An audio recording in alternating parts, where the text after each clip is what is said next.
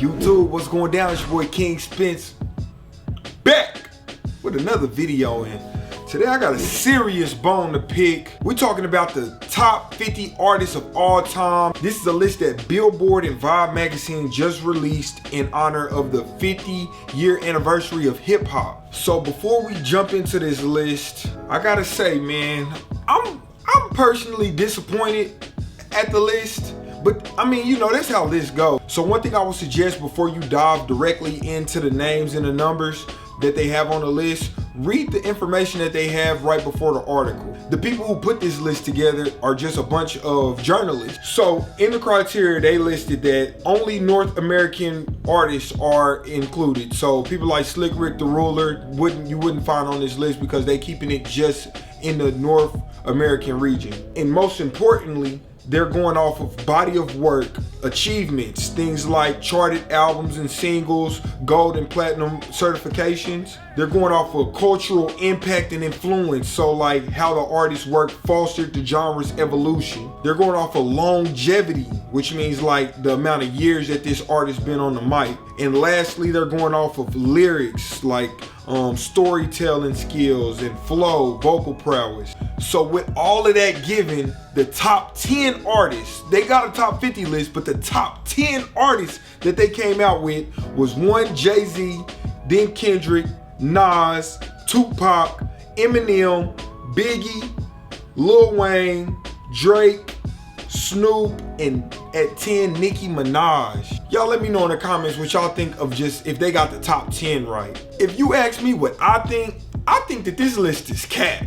The first thing is they got Kendrick Lamar over Tupac. Tupac is down here, Kendrick is up here. If y'all see something wrong with that, then like, how am I the only person that sees something wrong with that? You trying to tell me that Kendrick is more influential, more longevity? I don't know about that one. I think y'all might need to go back to the drawing board on that one. Eminem. Okay, we know that Eminem sell records. You know what? Eminem, that's cool. All right, got you, Eminem. And another thing I've never understood is how you got Drake, K-Dot, and J. Cole with huge gaps in between each other. I personally feel like, especially in my region, Drake, J. Cole, and Kendrick have all had similar or equal impact in all areas. I feel like for every room you go into in Tulsa, Oklahoma, you ask which one is better of the three, every single time you'll get a different answer. You will never get a consistent answer. And even once you do, I don't honestly believe that Kendrick is gonna be rated that far ahead of Drake. I understand that Drake has the ghostwriting allegations on his name, but looking at the rating criteria, I don't see why that would affect it. Nowhere in the rating criteria does it say that the artist had to have wrote the music themselves. So even then, even with us knowing that Drake possibly has ghostwriting allegations, I still personally believe that he is the best to do it.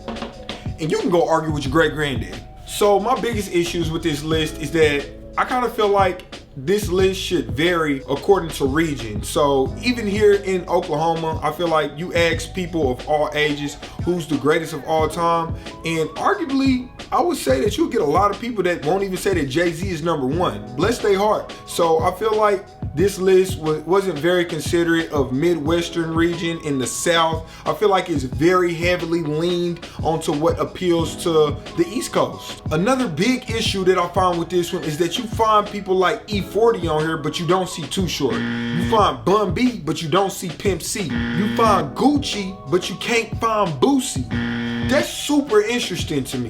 One thing I can say that I appreciate about this list is that they pay heavy homage to the old school rappers, but that's also the problem. I feel like they paid a little too much homage. There's a lot of people on there that I feel like, you know, and also they did this thing with like Wu-Tang where they gave individual members of Wu-Tang all these different spots. I feel like Wu-Tang as a collective made more of an influence and more sales and more of an impact on the culture than individually.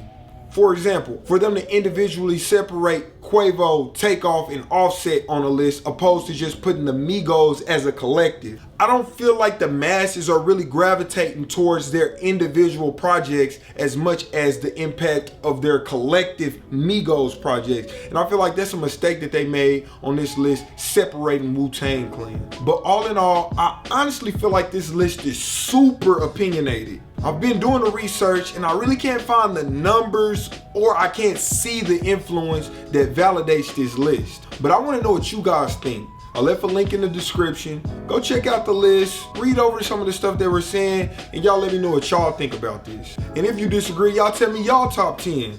But hey, that's all I got for y'all. Go check it out. Let me know what y'all think. I'm out of here, man. Progression on me, progression on 3. That's money.